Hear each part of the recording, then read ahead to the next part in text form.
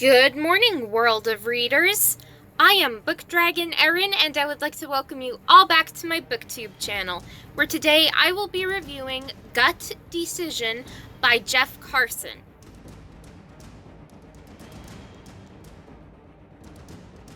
Gut Decision is a fictional suspense mystery novel, and it is book 0.5 in the David Wolfe series.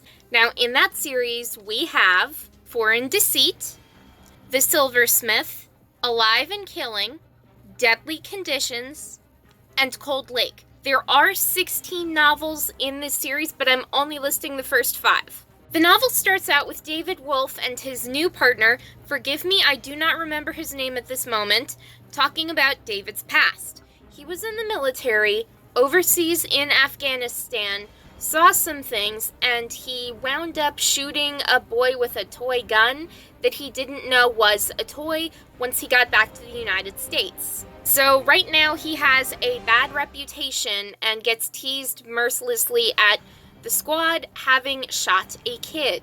When David and his partner get a call from one of the town crazies, who seems to call 911 every other day, she swears that she heard a little girl screaming for help, but nobody believes her except David. David and his partner go to one of the neighbors' houses where the woman says she heard the screaming coming from.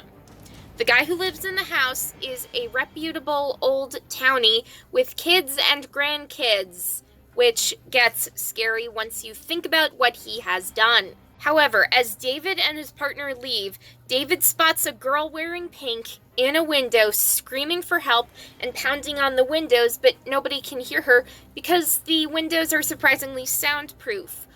Why would a window be soundproof unless you needed it to be soundproof? David's partner brushes it off as if David has PTSD, but David knows what he saw, and he orders his partner to drive him back to the house so they can check it. David questions the guy who lives in the house, and he explains that his granddaughter is with him, but she is unusually fidgety, and David notices immediately. She's blinking oddly and scratching her chest with her finger extended like this. And when she does blink, she does 3 quick blinks, 3 slow blinks, and 3 quick blinks again. David knows what this is. It's an SOS call for help. We find out later that the girl has a military parent and knows Morse code, which the blinking was. 3 fast blinks is an S. 3 slow blinks is an O, so she spelled out SOS, meaning help. We also find out later that the man was not her grandfather at all. He was actually her abductor. When David calls for backup, his squad isn't happy because they don't believe him when he says that something isn't right. When he barges into the house with his weapon and his gut decision based on the kid, his squad handcuffs him and prepares to arrest him. When David shouts about the windows outside not matching the rooms inside, that there has to be a secret room somewhere, the police chief himself orders David to be uncuffed, and David finds the secret room along with a whole bunch of children who have been abducted since the 1980s. And David Wolfe's reputation has been restored as a stand-up guy with a head for knowing.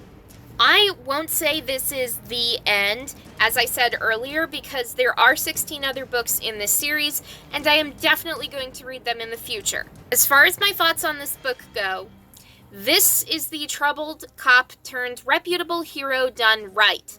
And I don't think every single crime fiction author can handle that, but author Jeff Carson does this right.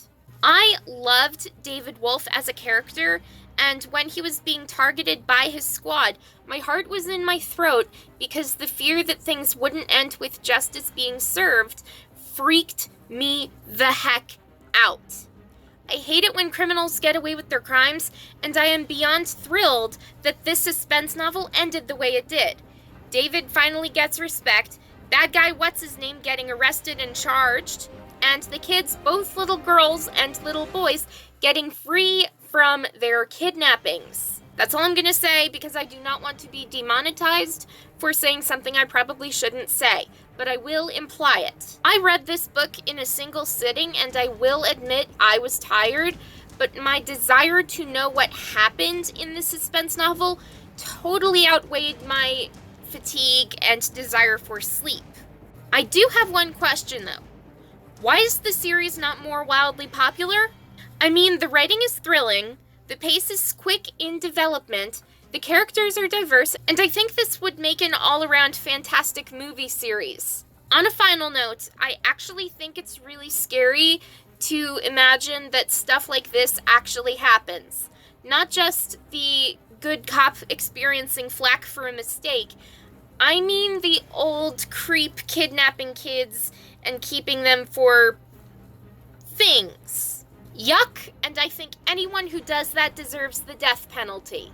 Moving on to my final notes about this book, I would rate this book 5 out of 5 stars because this book, whoa, was both intense and scary and thrilling.